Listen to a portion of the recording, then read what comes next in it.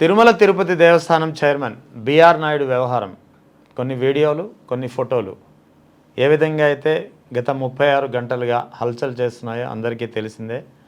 So ఈ క్రమంలో చాలా విమర్శలు వెల్లువెత్తుతున్నాయి.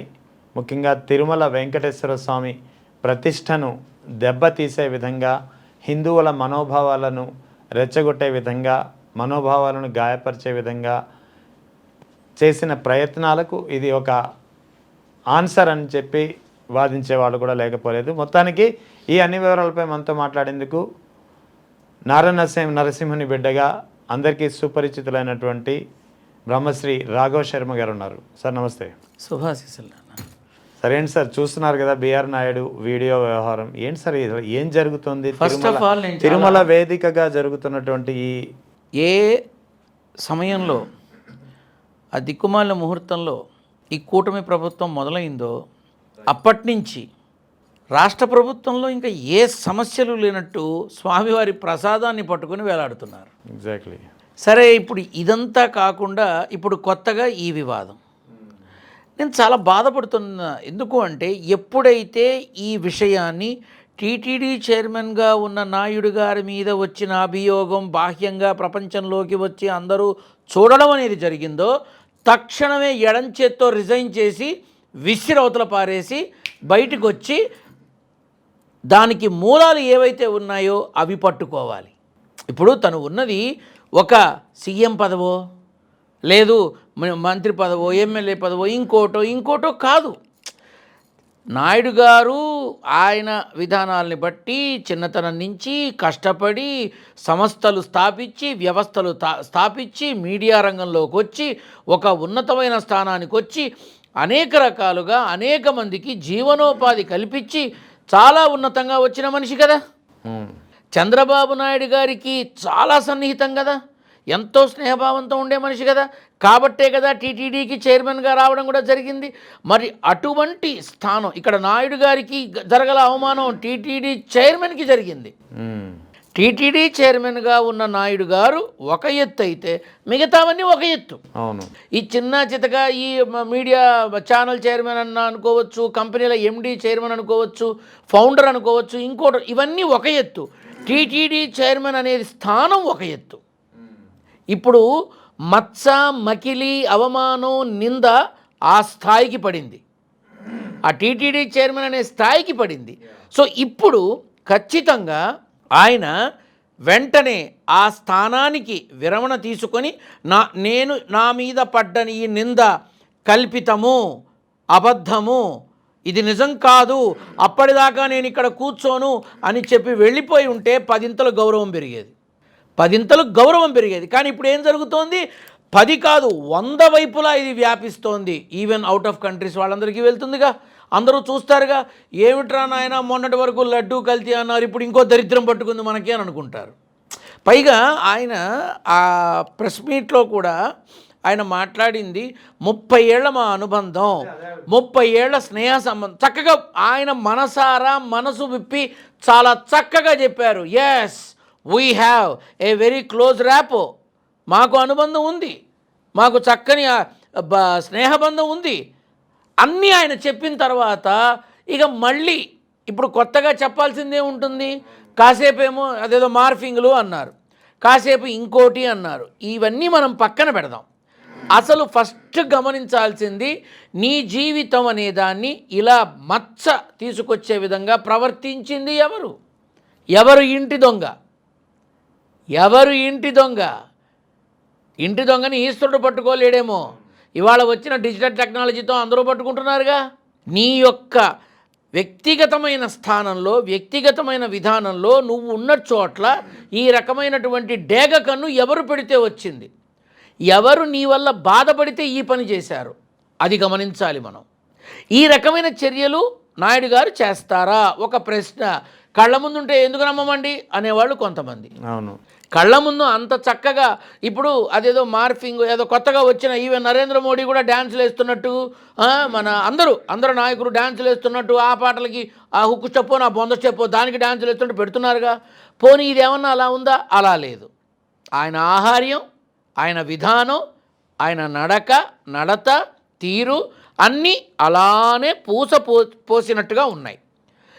ఇక్కడ నేను ఆయన్ని అపారంగా గౌరవించే మనిషిని, కానీ ప్రెస్ మీట్లో ఇప్పుడు ఆయన నేను తగ్గేదేలే అన్నారు. నాకు ఆశ్చర్యం వేసింది. టీటీడీ చైర్మన్ స్థాయిలో ఉండి ఆ మాట ఎంతవరకు సమంజసం అని అనిపించింది. ఎందుకంటే సినిమాలో హీరోలు అంటే బాగుంటుంది, స్వామివారి సన్నిధిలో అంటే బాగోదుగా. అవును, బాగుంటుందా? బాగోదు.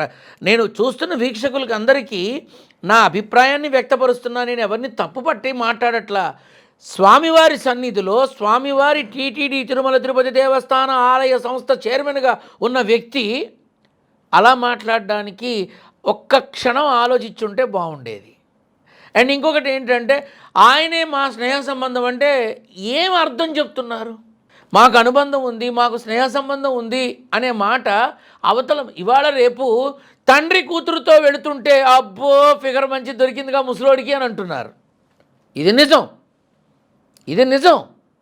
తండ్రితో కూతురు వెళుతుంటే ఇలాంటి కామెంట్స్ చేస్తున్నారు, తల్లి కొడుకులు వెళుతుంటే కామెంట్స్ చేస్తున్నారు.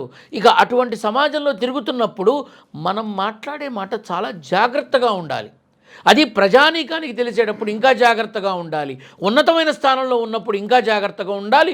టీటీడీ చైర్మన్గా ఉన్నప్పుడు మరింత జాగ్రత్తగా ఉండాలి. కానీ ఆయనకి ఎంత బాధ కలిగితే, ఎంత క్షోభ కలిగితే, దాన్ని ఏ విధంగా ఎదుర్కోవాలి అని ఆలోచన కలిగితే చివరికి ఈ రకంగా మాట్లాడారా అని అనిపించింది. గతంలో ఒక ఇన్సిడెంట్ జరిగింది ఇదే టీటీడీలో. లక్ష్మయ్య అని సీనియర్ అసిస్టెంట్గా పనిచేశాడు. ఆయన పెళ్ళైంది, అతనికి కూడా భార్య కాకుండా మరో మహిళతోటి కలివిడిగా తిరుగుతున్నారనే ఆరోపణలు, దాంతో టీటీడీ యాజమాన్యం అతన్ని ఉద్యోగం నుంచి తొలగించింది, డిస్మిస్ చేసింది, రిమూవ్ చేసింది. అది కేవలం ఉద్యోగి విషయంలో. ఇక్కడ ఏకంగా సాక్షాత్తు టీటీడీ చైర్మన్ ఎదురు తిరగలేని వాళ్ళ మీద అటువంటి యాక్షన్లే ఉంటాయి. ఎదురు తిరగలేని సామాన్య సాధారణ సిబ్బంది మీద యాక్షన్లు ఉంటాయి. పాలక మండలి సభ్యులకిను ఆ తిరుమల తిరుపతి దేవస్థానం సభ్యులకి ఎందుకుంటాయి? ఏదో ఒక రకమైన విధానంలో ముందుకు వెళ్ళిపోతుంది. వాళ్ళు పై స్థాయి మనుషులు కదా. ఎప్పుడైనా సరే కింది స్థాయి మనుషులే బాధలు అనుభవిస్తారు, కింది స్థాయి మనుషులే శిక్షలు అనుభవిస్తారు, కింది స్థాయి మనుషులే అల్లరి పాలవుతారు. ఇప్పుడు నేను నా మనసులో ఉన్న అభిప్రాయం ఏంటంటే, చంద్రబాబు నాయుడు గారికి వెంటనే నా మీద ఈ అపవాదు వచ్చింది, దీని మూలం బయటికి తీసేదాకా నేను ఈ కుర్చీలో కూర్చోను అని వెంటనే బయటికి వచ్చేసుంటే నిజమైన నిఖార్సైన విధానము అని అనిపించేది. అలా జరగకపోగా 30 ఏళ్ళుగా అనుబంధం ఉంది, 30 ఏళ్ళుగా స్నేహ సంబంధం ఉంది, నా చేతిలో మీడియా ఉంది, వాళ్ళు మేము ఒకే రకమైనటువంటి స్నేహానుబంధం అంటే ఈ రకమైన పదాలు ఏ రకమైన అర్థం చేసుకోమని చెబుతున్నారు? ఏ రకమైన ఆలోచనకి మీరు ప్రాణం పోస్తున్నారు? మంచిగా చూసే లోకం కాదు ఇది. ఈ లోకం మంచిగా చూసే అసలు స్థితిలోనే లేదు. ఇప్పుడు చేతిలో ఇంకొక విషయం ఏంటంటే, నేను తోలు తీస్తా, నేను తాట తీస్తా, వీళ్ళందరూ ఏమన్నా మాంసం కొట్లో పనిచేసేవాళ్ళ? వాళ్ళని ఏదో అంటారట, నాకు ఆ పేర్లు కూడా అంటే ఒకట్లే. ఏ కులమైనా, ఏ మతమైనా, ఏ స్థాయి అయినా సరే నేను అందరినీ ప్రేమిస్తా, అందరినీ అభిమానిస్తా, నాకు వేడితో సంబంధం లేదు. మేక తోలు తీయడం చూసా, మిగతా వాడి తోలు తీయడం కూడా చూసా. వీళ్ళు ఏమన్నా అందులో పనిచేసి వచ్చారా అని అనిపిస్తుంది అప్పుడప్పుడు. తప్పు కదా ఆ మాటలు అనొచ్చా? రాజకీయపరమైన నాయకులు ఇలాంటి మాటలు మాట్లాడచ్చా? ప్రతిపక్షం వాళ్ళు మాట్లాడితే తప్ప, పాలకపక్షం వాళ్ళు మాట్లాడితే తప్పు కాదా? నేను మామూలుగా అడుగుతున్నా. వ్యాన్లో కూర్చొని అంబటి రాంబాబు గారు ఇలా తగ్గేదేలే అన్నారు, దాని ద్వారా మీరు ఏం తెలుపుతున్నారు సమాజానికి అని అడిగినప్పుడు, మరి మైకు పట్టుకొని మంత్రి స్థానంలో ఉండి ప్రెస్ మీట్లో ఉండి తగ్గేదేలే అని అంటే దీన్ని ఏ రకంగా మనం పరిగణించాలి అనితమ్మ అని అడగాలనుంది. అవును, అనితమ్మనే అడగాలనుంది. నువ్వు ఖచ్చితంగా మాట్లాడావు, చాలా నచ్చింది. మరి న్యాయం ధర్మం రెండు పక్కలా ఉండాలిగా, రెండు పక్కలా లేదే. సో ఎవరు ఏం మాట్లాడాలో వాళ్ళ వయస్సుని, అనుభవాన్ని, ఆలోచనని రంగరించి ఆ తదుపరి మాట్లాడితే మరింత భేషుగ్గా ఉంటుందని నా అభిప్రాయం. నాయుడు గారి యొక్క వీడియో ఏదైతే బయటకు వచ్చిందో అది వాళ్ళ మధ్య ఉన్న స్నేహబంధాన్ని బయట పెట్టింది అని అనుకుందాం. అలానే వాళ్ళు వచ్చి మాట్లాడగలరా? వాళ్ళ స్నేహితులు లేదు కదా, ఎవరన్నా మాట్లాడారా? వచ్చి మాట్లాడరు. కాబట్టి అబ్బో అయ్యగారి ఇలా మాట్లాడే వాళ్ళు ఉంటారు. ఎంతమందిని మనం ఆపుతాం? ఎంతమంది నోరు నొక్కగలం మనం? ప్రజలు చూడటం లేదా? చూస్తున్నారు ప్రతి ఒక్కటి. వాళ్ళకి తెలియదా డిజిటల్ ఏదో, ఏఐ టెక్నాలజీ ఏదో, ఒరిజినల్ ఏదో వాళ్ళకి తెలియదా? కాకపోతే నాయుడు గారు లాంటి పెద్ద వ్యక్తి, పెద్ద స్థానంలో ఉన్న వ్యక్తి, ఆయన జీవితంలో ఆయన సాధించినటువంటి విజయాలు, విధానాలు, వ్యవస్థలు, సంస్థలు అన్నీ ఒక పక్క అయితే, ఈ టీటీడీ చైర్మన్ స్థాయి ఒక పక్క.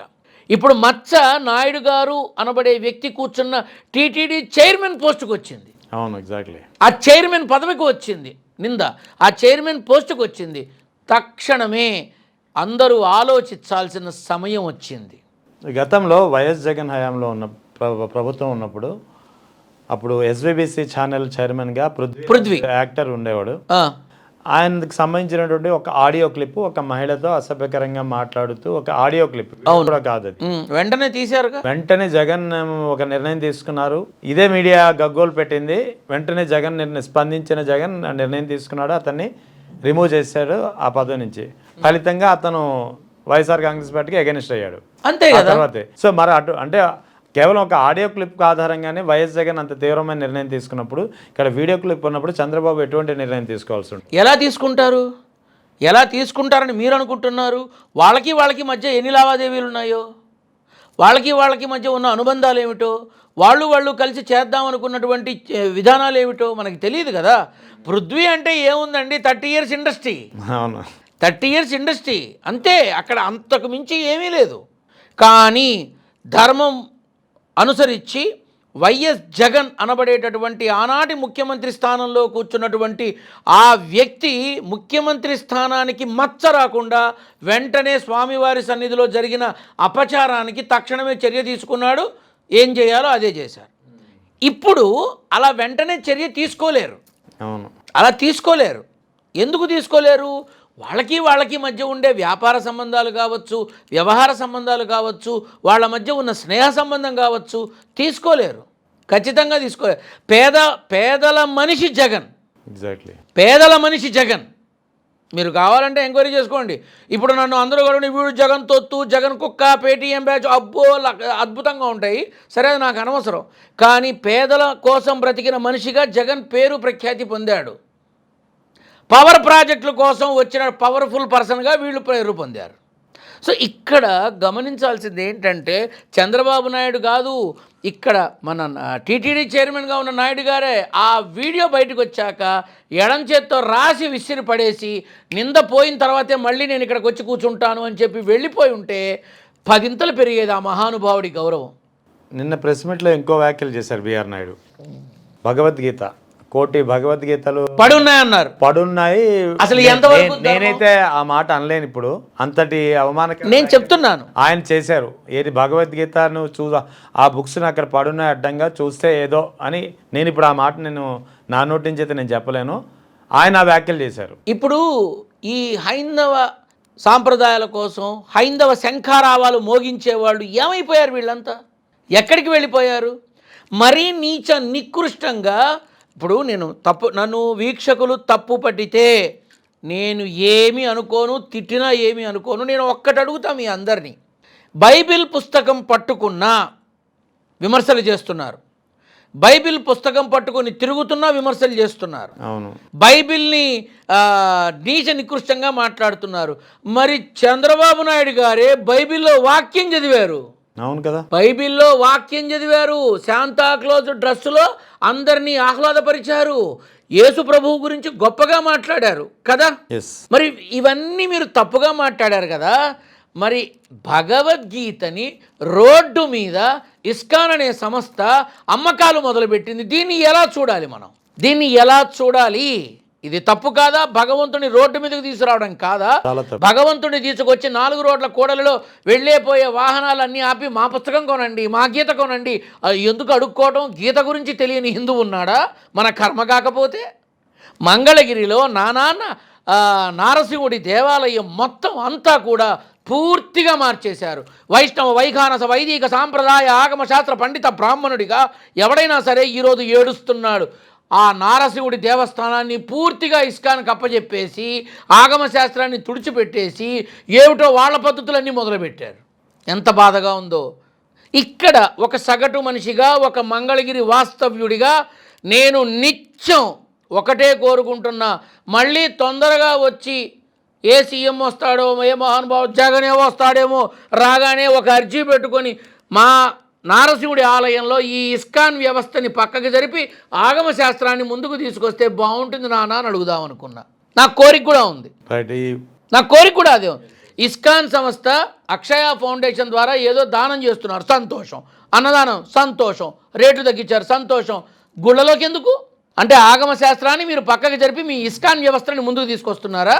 నరసింహుడు పోయాడు, నారాయణుడు పోయాడు, ఇక మీ ఇదే హరే కృష్ణ హరే రామ అందాం, హరే రామ హరే కృష్ణ అందాం, చక్కగా జపం చేద్దాం, మాలతో జపం చేద్దాం. అక్కడి వరకే. ఆగమ శాస్త్రంలో కూడా అన్ని అవే వస్తాయి అంటే ఎలా యాక్సెప్ట్ చేయాలి నేను? నారాయణుడు వేరు, నారాయణ యొక్క విధానం వేరు. ఆ మొత్తం అసలు ఎట్లా అయిపోయిందంటే ఒకనాటి విధానం లేదు. మేము అందరి కోసం చేస్తున్నాం, చెయ్యండి, కానీ ఆగమ శాస్త్రాలకు ఇబ్బంది కలిగేలా కాదుగా. అంతా తీసుకుపోయి వాళ్ళ చేతిలో పెట్టడం ఏంటి? ఇలా ఇక్కడ ఇదే దాని గురించి మాట్లాడుతున్నాను. యాక్చువల్లీ వైఎస్ జగన్ హిందూ వ్యతిరేకంగా చిత్రీకరించే ప్రయత్నం చేశారు. సుబ్బారెడ్డి భార్యనేమో బైబిల్ పట్టుకున్నారని చెప్పి అవమానించారు. కానీ ఆ సుబ్బారెడ్డి హయాంలోనే ఈ బిఆర్ నాయుడు చెప్పినటువంటి భగవద్గీత పుస్తకాలు 5 భాషల్లో ప్రింట్ అయ్యాయి. దీన్ని ఎలా చూడాలి? ఇక్కడ విషయం ఏంటంటే హిందువుల యొక్క విధానంలో అసలు హిందువు అంటే అందరి బంధువు అని అర్థం. అవును, లాస్ట్ టైం కూడా చెప్పారు మీరు. అటువంటిది హిందువుల్లోనే కొట్టుకు చస్తున్నాం, హిందువుల్లోనే కొట్టుకు చచ్చిపోతున్నాం. ఎందుకని? ప్రాభవం కోసం, పేరు కోసం, డబ్బు కోసం. ఒకటి కాదు, ఇష్టం వచ్చినట్టు మాట్లాడేస్తున్నారు. మాట్లాడచ్చా అట్లా? వైఖానస విధానం ఎలా ఉంటుంది, వైష్ణవం ఎలా ఉంటుంది, వైదికం ఎలా ఉంటుంది? ఇవాళ గుళ్ళలో నెమ్మదిగా అది కనుమరుగవుతోంది. వీళ్ళు పెట్టే కొత్త పద్ధతుల వల్ల నెమ్మదిగా కనుమరుగవుతోంది.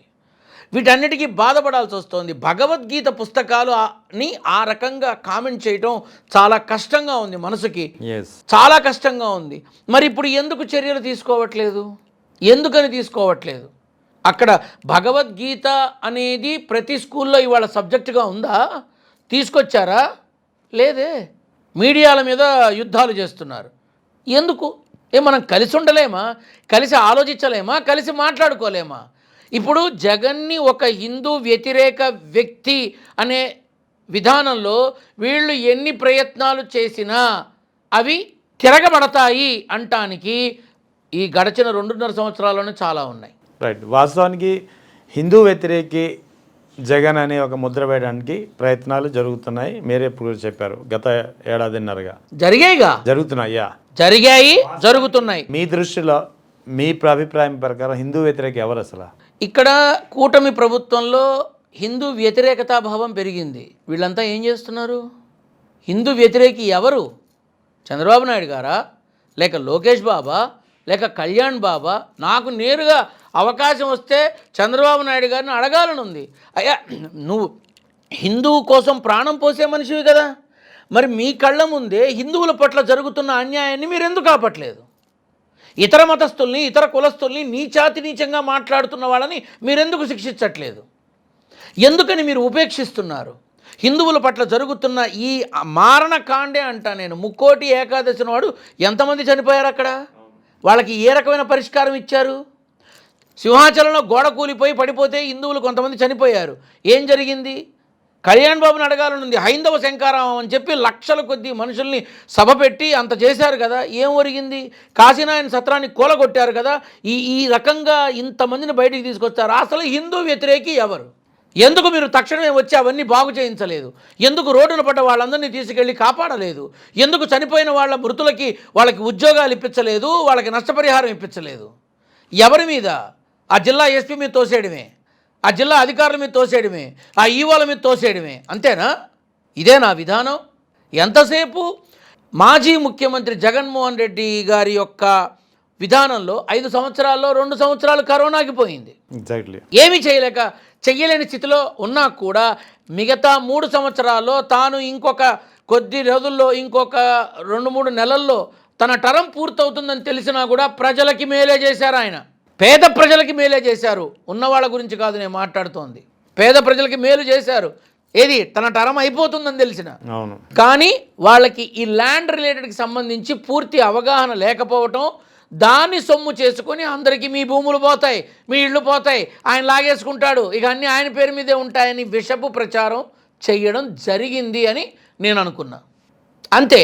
సో సహజంగా ఏమవుతుంది, ఒక భయాన్ని లోపల పెడితే ఆ భయంతోనే మనిషి ఉంటాడు. ఇప్పుడు ఏడుస్తున్నారు అలో లక్ష్మణ అని, ఇప్పుడు ఏడుస్తున్నారు. ఎందుకని? రాష్ట్రంలో ఇంకే సమస్యలు లేవా? రాష్ట్రంలో ఎన్ని సమస్యలు ఉన్నాయి? మీరిచ్చిన హామీలు ఏమైనాయి? ఇవన్నీ పక్కకు జరిపి శాసనసభ మొత్తం లడ్డూ గురించేనా? ఈ లడ్డూ గురించేనా ఇంకో 3 ఏళ్ళు కూడా? హిందూ ఓటు బ్యాంకుని చీల్చే ప్రయత్నం అనుకోవాలా? హిందువుల్ని విభజించి పాలించు అనే బ్రిటిష్ వాడి రాజ్యాంగం అనుకోవాలా?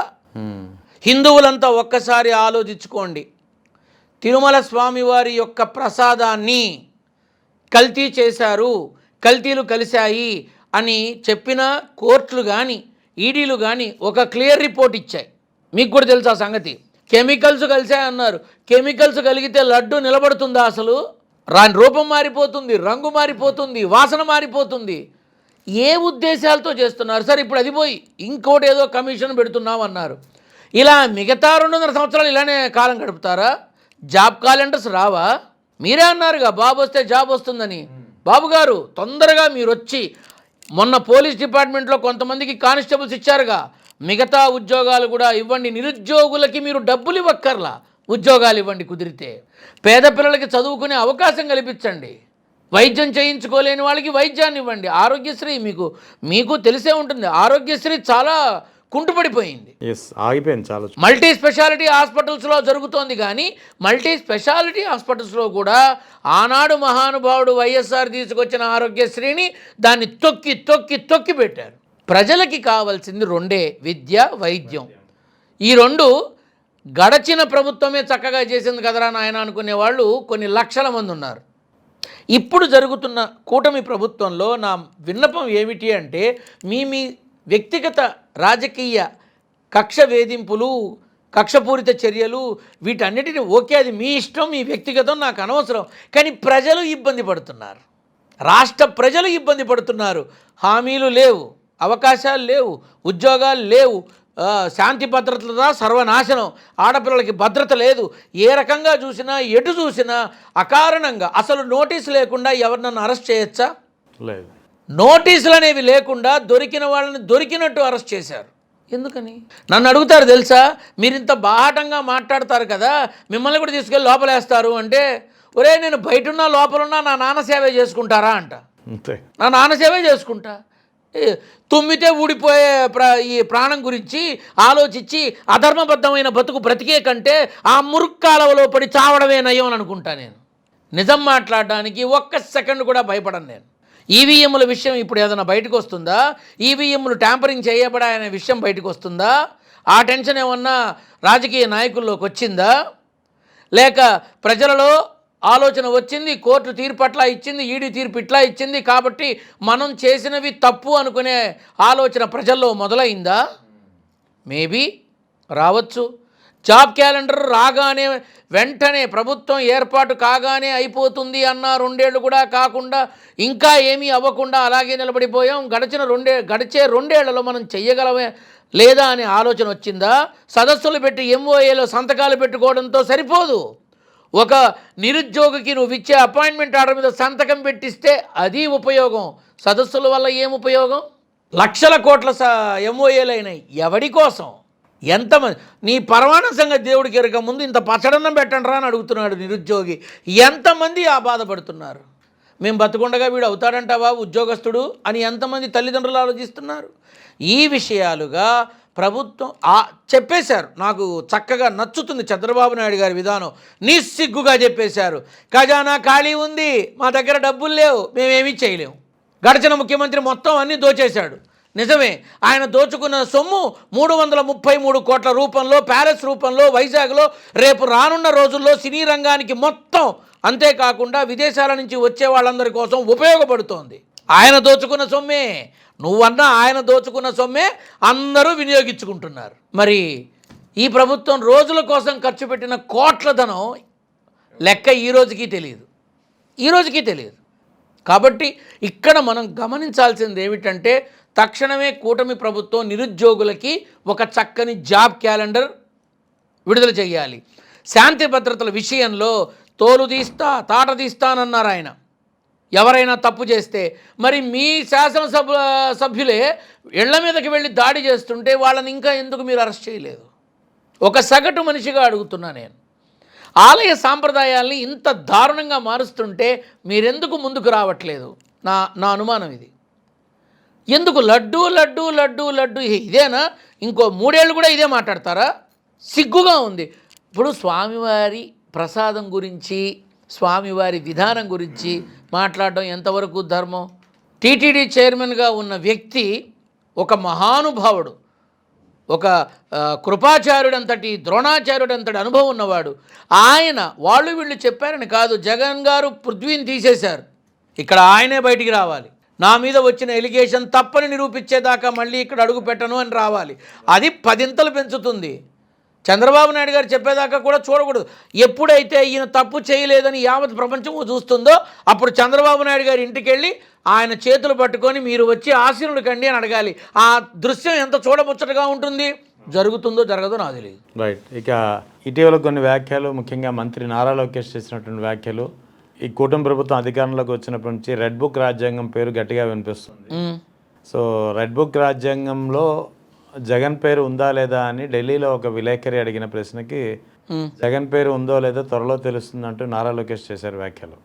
రెడ్ బుక్లో ఫస్ట్ పేరు ఉండేదే జగన్ గారిది. ఫస్ట్ ఉండేదే అది. ఇది యావత్ ప్రపంచము తెలుసు. చెప్పే విధానం ఉండాలిగా.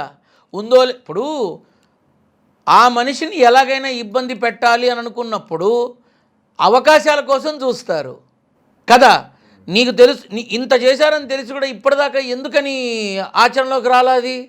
నువ్వు అంటున్నావు మమ్మల్ని ఈ రకంగా రెడ్ బుక్లో గడచిన ప్రభుత్వం అనే విధానంలో వాళ్ళ చర్యల్లో నచ్చని వాటిని ఒక లిస్ట్ వేసుకొని, దానికి కారణభూతులైన వాళ్ళని ఒక లిస్ట్ వేసుకొని, ఏ రోజు ఏ ఊర్లో ఏ టైంకి ఎక్కడ ఎంతమంది ఇబ్బంది పెట్టారు ఆ లిస్టే. అదేమన్నా శాసనాలా? అదేమన్నా రాజ్యాంగమా? అదేమన్నా రాజ్యాంగ ప్రతిమ? అందులో శాసనాలు, నియమ నిబంధనలు ఇవన్నీ ఉండడానికి కాదు, ఇవే ఉంటాయి. ఇప్పుడు ఢిల్లీలో అడిగిన ప్రశ్నకి నారా లోకేష్ గారు చక్కగా ఉంటుందో ఉండదో మీకు త్వరలో తెలుస్తుంది. ఏం తెలుస్తుంది? ఏం తెలుసు? నేనైతే ఒకటే అనుకుంటా, జైలుకి వెళ్ళగానే ముఖ్యమంత్రి అవుతారుగా, తొందరగా ఆ పని అయిపోతే బాగుండని కోరుకుంటున్నాను. నేను ఓపెన్గా చెప్తున్నా, నాకేం భయం లేదు.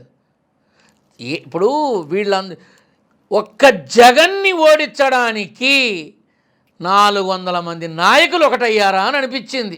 ఎగ్జాక్ట్లీ. నేను ఖచ్చితంగా చెప్తున్నా. నేను ఎవరు?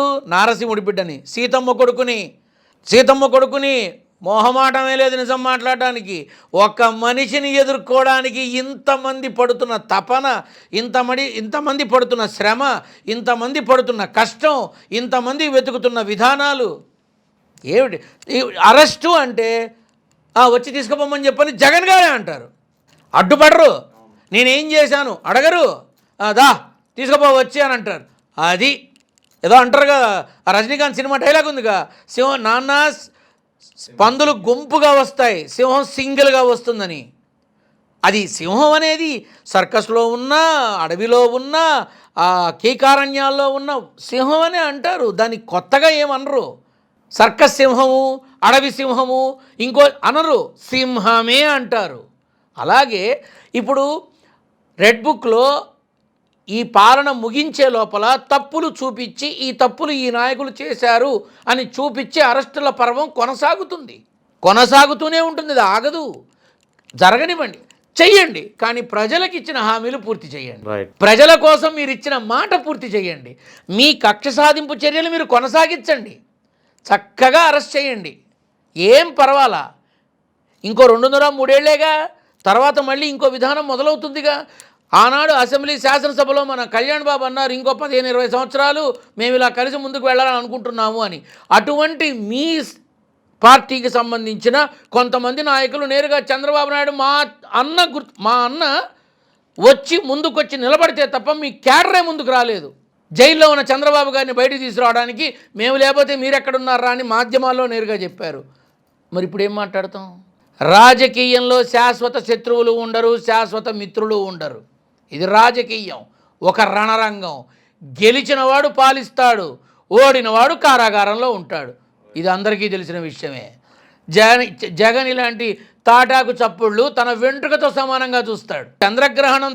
చంద్రగ్రహణం ఏదైతే ఉందో నేను చెప్పక్కల్లా ఆ గ్రహణం చంద్రుడికి వీడుతుందేమో ఇంకో పట్టుకుంటుంది. అదే అడగబోతున్నాను, గ్రహణం తర్వాత వైఎస్ జగన్ పరిస్థితి ఎలా ఉండబోతుందంటే మీరేం చెప్తారు? ఇప్పుడు నేను చెప్పినా చెప్పకపోయినా స్వైర విహారం 2026 నవంబర్ 9 తర్వాత మొదలవుతుంది. దానికి సంబంధించిన ఆనవాళ్ళన్నీ మీరు చూస్తారు. ఉగాది తర్వాత నుంచి మీరు చూస్తారు. స్వైర విహారం 2026 నవంబర్ 9 తర్వాత జూలు విదిలించుకొని బయటకు వస్తుంది ఆ సింహం. ఖచ్చితంగా వస్తుంది. దీనిలో ఇంకా అనుమానమే లేదు. నేను చెప్పడం ఎందుకు? సరే, నన్ను పక్కన పెట్టండి. జ్యోతిష్య శిఖామణులు, జ్యోతిష్య శాస్త్రవేత్తలు, జ్యోతిష్ పండితులు ఎంతోమంది ఉన్నారుగా, వారిని అడగండి, వారు చెప్పగలరా? అంతే. ఎవరు చెప్పినా చెప్పకపోయినా స్వైర విహారం మొదలవుతుంది ఖచ్చితంగా. గ్రహణం అనేది వీడిపోవడం, ఈ రేపటి చంద్రగ్రహణం ఏదైతే ఉందో అది చంద్రుడిని వదిలేసి పట్టుకోవాల్సిన వాళ్ళని పట్టుకుంటుంది. ఇది మాత్రం వాస్తవం. జగన్మోహన్ రెడ్డి యొక్క విధానము ఊరికే డబ్బులు వేసుకున్నట్టు ఉండదు. సింపుల్గా ఉంటుంది, స్ట్రైట్గా ఉంటుంది. నేను చేసిన మంచి నేరుగా నా ప్రజలతో నేను మాట్లాడతానంటాడు. అంతే. ఆయన ఇంకేమన్నాడు, నేను అది చేస్తా, ఇది చేస్తా, ఇది ఇస్తా, అత్తేస్తా లేదు. చెయ్యాల్సింది చేసుకుంటూ కాముగా వెళ్ళిపోతూ ఉంటారు. కూటమి ప్రభుత్వం అనేది ఏర్పడకపోతే ఇవాళ రాష్ట్ర ప్రభుత్వం ఎవరిది ఉండేది? జగన్. ప్రజలకి తెలీదా? కాకపోతే అందరికీ తెలుసు. ఏముందిలే, ఆనాడు అభిమన్యుణ్ణి ఓడించడానికి అందరూ కలిసి ఏకతాటి మీద వచ్చి అభిమన్యుణ్ణి నిర్జీవం చేశారేమో, అర్జునుణ్ణి చెయ్యబోరు. ఆ సవ్యసాచి అర్జునుడిని త్వరలో చూస్తారు. ఆ సవ్యసాచి అర్జునుడే వైఎస్ జగన్. అంతేగా, మరి ఇంకెవరున్నారు? ఇప్పుడు ఒంటి చేత్తోలా నేను అదే అంటున్నా. ఈ ఇంటర్వ్యూ అనేది ఇంకో విషయం తెలియపరచాలి. చాలామందికి నాయన దివంగతులైనప్పుడు తనని నమ్ముకొని ఎక్కడ వస్తారోనని అందరినీ దూరం పెట్టాడు ఆ మహానుభావుడు. నాతో పాటు మీరు ఇబ్బందులు పడతారు, నాతో ఉంటే మీరు కష్టపడతారు, వద్దు, మీరు ముందుకెళ్ళండి అబ్బా, నాకు తినటానికి ఉండటానికి ఏం లోటు లేదు, నా యుద్ధం నేనే చేస్తాను అని చెప్పిన మనిషి చివరికి అటువంటి మనిషిని వీళ్ళంతా ఏం చేశారు? సీఎం కావాలని అందరితో సంతకాలు పెట్టించుకున్నారని విషపు ప్రచారం చేశారు. ఇవాళ లడ్డూ మీద జరుగుతున్న విషపు ప్రచారం లాగే. అవును. ఇవాళ లడ్డూ మీద జరుగుతున్న విషపు ప్రచారం ఏదైతే ఉందో ఆనాడు అలా చేశారు. ఆనాడు చేసిన విష ప్రచారానికి ఏమైంది? ముఖ్యమంత్రి అయ్యాడు. ఇవాళ లడ్డూ మీద జరుగుతున్న విష ప్రచారానికి ఏమవుతుంది? నేను చెప్పక్కల 2029లో అందరూ చూస్తారు. తర్వాత చాలామంది ఐఏఎస్ ఐపీఎస్ అధికారులతోటి మీకు మంచి సత్యాంబంధాలు ఉన్నాయి. అటు వాళ్ళ నుంచి ఎప్పుడైనా వైఎస్ జగన్ ఎలా ఉండేవారు, వైఎస్ జగన్ ముఖ్యమంత్రిగా ఉన్నప్పుడు ఆయన దగ్గర పనిచేసిన వాళ్ళతో కూడా మీకు ర్యాపర్ ఉండొచ్చు. ఆయన వైఎస్ జగన్ క్లోజ్గా అబ్జర్వ్ చేసిన వాళ్ళు వైఎస్ జగన్ యొక్క బిహేవియర్ గురించి ఏమైనా మాట్లాడిన సందర్భం ఉందా? ఎలా ఉండేవారు ఆయన అంటే మీరేం చెప్తారు? Is a very balanced person. ఎవరి మనసు నొప్పించరు. కుల మత వర్గాలతో సంబంధం లేదు. ఎవరి మనసు నొప్పించరు. మీ డ్యూటీ మీరు చేయండి అబ్బా అంటారు. అంతే. ఏ రోజు ఎప్పుడూ కూడా కక్ష సాధింపు చర్యలు అనేవి చేసిన మనిషి కాదు. రైట్. ఏ రోజు ఎప్పుడు ప్రభుత్వంలో ఉన్న 5 సంవత్సరాల్లో కక్ష సాధింపులకి దిగిన దాఖలా లేనేలేదు. అంతెందుకు, ఇవాళ ఆయన పార్టీలో ఉండి మంత్రి పదవులు అనుభవించి ఎమ్మెల్యేలు అయ్యి ఎంపీలు అయ్యి అన్ని యోగాలు అనుభవించి పక్క పార్టీకి వచ్చి ఇవాళ మళ్ళీ వెలగబెడుతున్న వాళ్ళని ఒక్క మాట అన్నాడా ఆ మనిషి? లేదు. ఉందా ఆ రికార్డు ఎవరి దగ్గర అన్నా? నువ్వు ప్రతిపక్షంలో ఉండి ఇన్ని మాటలు మాట్లాడినా నిన్ను ఒక్క మాట లేదంటే నీ దగ్గర ఉంటే అంటారా? నీ దగ్గర ఉంటే నా దగ్గరకు వచ్చిన ఎంతోమంది, అంటే ఇప్పుడు నా దగ్గరికి ఐఏఎస్లు ఐపీఎస్లు ఇంజనీర్లు డాక్టర్లు వాళ్ళు వీళ్ళని కాదు, నన్ను అందరూ అప్రోచ్ అవుతారు. ఎందుకని నేనా నిజం మాట్లాడి వస్తా, అయితే అవుతుంది లేకపోతే లేదు. అంతేగాని నువ్వు ఈ యజ్ఞం చేయి, నువ్వు ఆ పూజలు చేయి, నువ్వు ఈ హోమం చేయని పిచ్చి మాటలు నేను మాట్లాడను. ఓకే. నేను మోసం చేయలేను. అది చేసినా చేయకపోయినా నీ విధానం ఇదే అని చెప్పేస్తా. సో ఇలా నా దగ్గరకు వచ్చే వాళ్ళందరూ కూడా చాలామంది పంచుకునేవాళ్ళు. 2 ఏళ్ళు కరోనా మిస్ అయిపోయిందండి, లేకపోతే బాగుండేదేమో అన్నవాళ్ళు ఉన్నారు. ఆయన వేసేటటువంటి ప్రశ్న ఏదైనా సరే మేము కూడా ఒక్కొక్కసారి స్పీచ్లెస్ అయిపోతామండి అని అంటారు. జగన్ గారు ఎప్పుడైతే సీఎంగా అడిగిన ప్రశ్నలకి ఒక్కొక్కసారి స్పీచ్లెస్ అయిపోతారు. ఓకే, అర్థమైంది. బికాజ్ ఒక ఐఏఎస్ తన పరిధి చూస్తాడు, ఒక ఐపీఎస్ తన పరిధి చూస్తాడు, కానీ ఆయన మా చుట్టూతా ఉండేవి కూడా చూస్తాడు ఆయన అని అన్నారు. అది అర్థమైంది. సో అందుకని అందరి దృష్టి ఇలా ఉంటుంది, జగన్మోహన్ రెడ్డి గారి దృష్టి ఇలా ఉంటుంది. అంటే ఏంటి, తన కనుసన్నల్లో ఉన్న ప్రతి ఒక్క దాని మీద ఒక అవగాహన ఉన్న వ్యక్తిగా పేరుంది. పేదవాళ్ల మనిషి అని పేరుంది, పేదల జగన్ అని పేరుంది. ఈ విషయం గుర్తుపెట్టుకోవాలి. రాజకీయాల్లో ఎప్పుడూ ముఖ్యమంత్రిగా మనమే ఉంటామనుకోవడం తప్పు. ఈ విషయం గ్రహిస్తే చాలు. ఓటరు తీసుకునే నిర్ణయం ఓటు వేసేటప్పుడు ఏదైతే ఉంటుందో దానికి ముందు బలంగా పడే ముద్రే మనకి విజయాన్నో ఓటమినో ఇస్తుంది. Right sir, thank you.